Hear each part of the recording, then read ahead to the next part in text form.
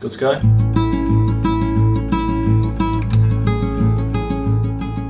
My name's Alex. I'm Leon. Hi, my name's Charlie. I've been in addiction for longer than I really knew. Let's say about 10 years ago, just over 10 years ago. I was just surrounded with, I would only say a couple of friends. The rest of them were just people that I was in addiction with. And we all had something in common, and that was taking stuff.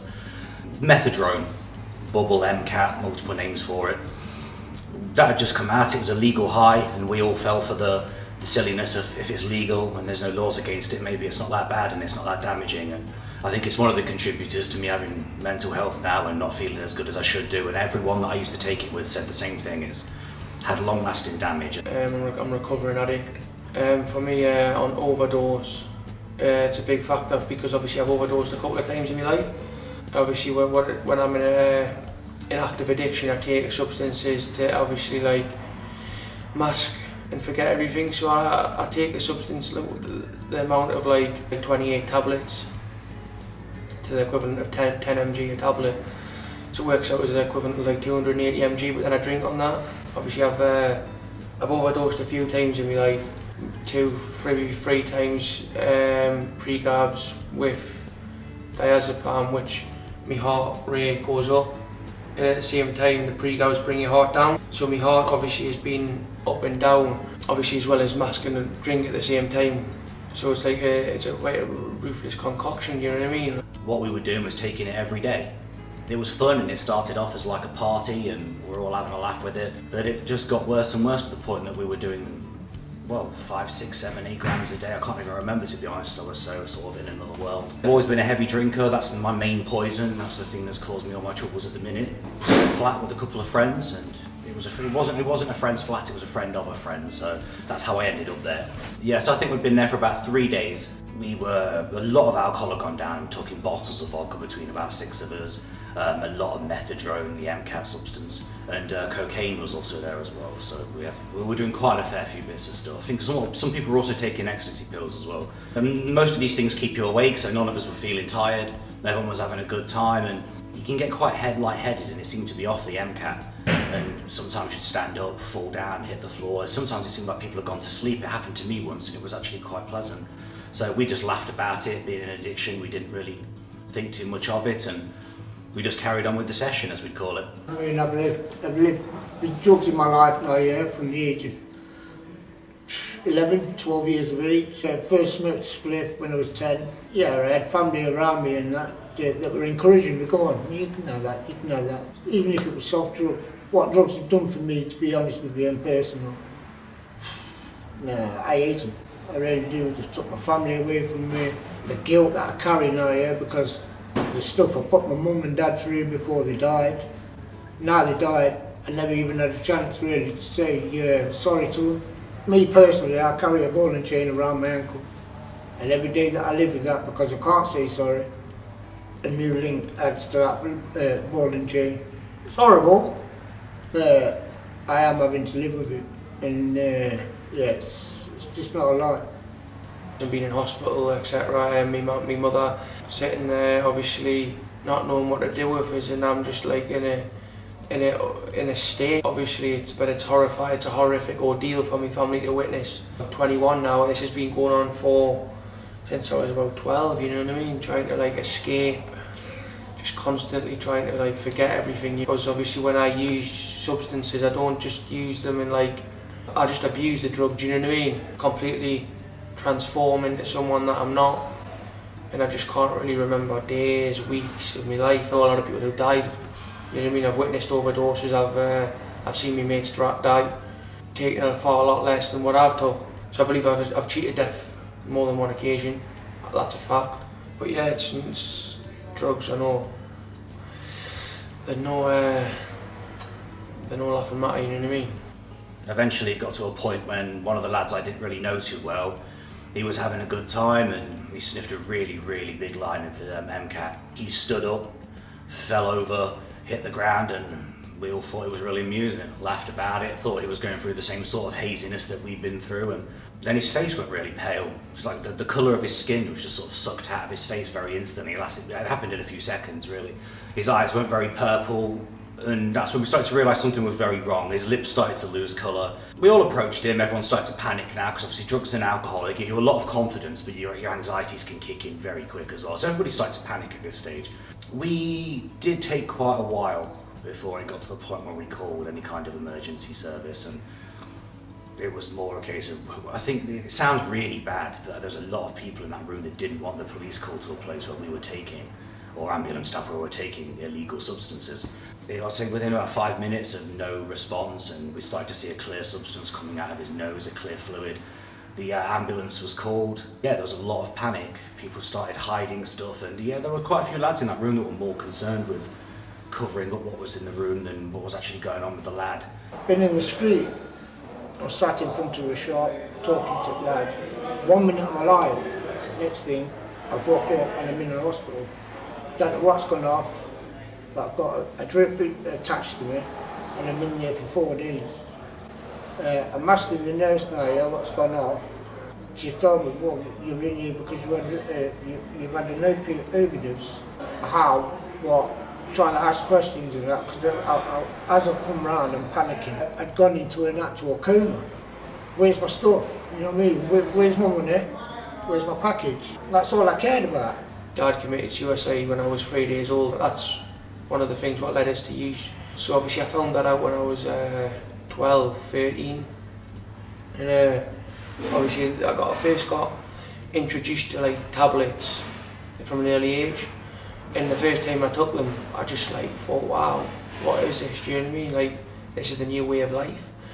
I remember it very well, like, as if it was yesterday, you know what I mean? Like, I took 4 diazepam in a strip of 7 300 pregabs, and I can't really remember much apart from the fact that I took that.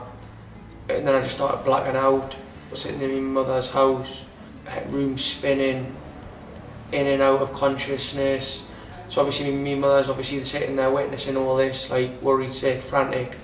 And I believe like if she hadn't have been there, I would realistically have died of the numerous times I have overdosed, because if you're not around no one and you go to sleep, you will not wake up, and that's been proven, because my friend, I know a few people who haven't woke up from that situation because they didn't have someone around them. I stayed with him, so did one of my friends. I didn't know him, but it was just a case of trying to wake him up, and there was no response whatsoever. Eventually the ambulance service turned up, and he still had a pulse when he was taken away.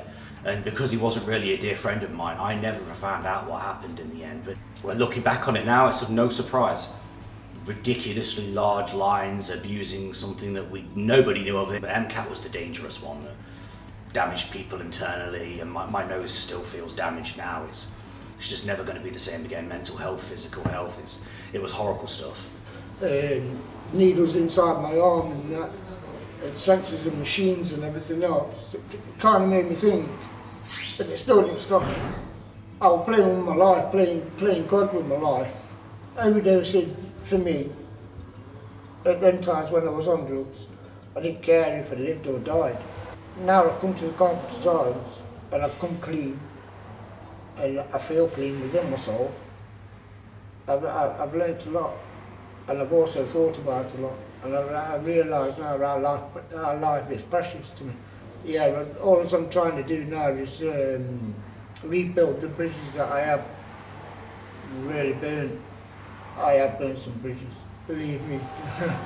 Maybe if the thought of even using drugs goes through your mind, this is from me to you personally, stops you doing that, mate, because once you start, it's a really, really bad roller coaster, and no, it's just not a choice in life to take. You know what I mean? I'm living proof. You know? I've got a very powerful message to spread. You know what I mean? Because I believe like you can only help others survive by spreading your message. Do you know what I mean? And there's a lot of people out there still today. You know what I mean? Who won't make it. Do you know what I mean? Just you know what I mean? Like, and it's such a shame because they don't see any other way to escape when they're trapped. You know what I mean? It's all excruciating to the mind, you know what I mean? It wears you out, it drains you, it takes you to a dark place quick, and it makes you like suicidal, do you know what I mean? But today I'm grateful because I don't have to do that. Today I'm grateful just to be clean and sober. There's a lot to be grateful for when you're clean.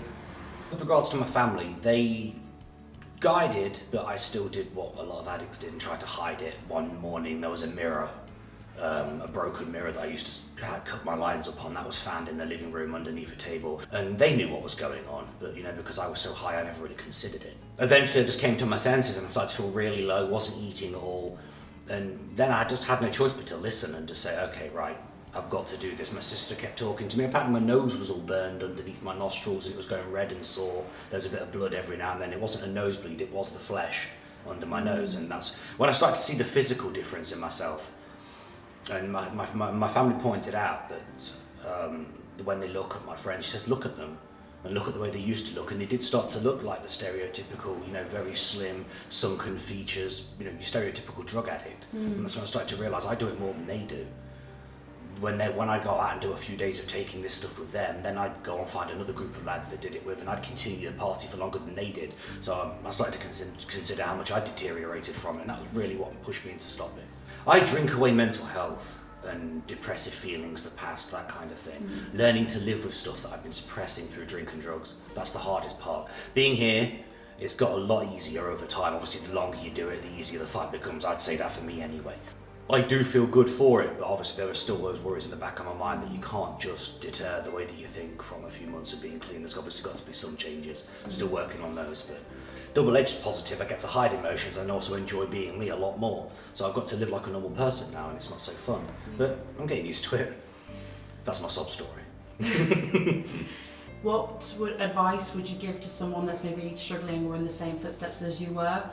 Or even to someone that's, it hasn't got to the point yet of it being bad? Would you give any advice?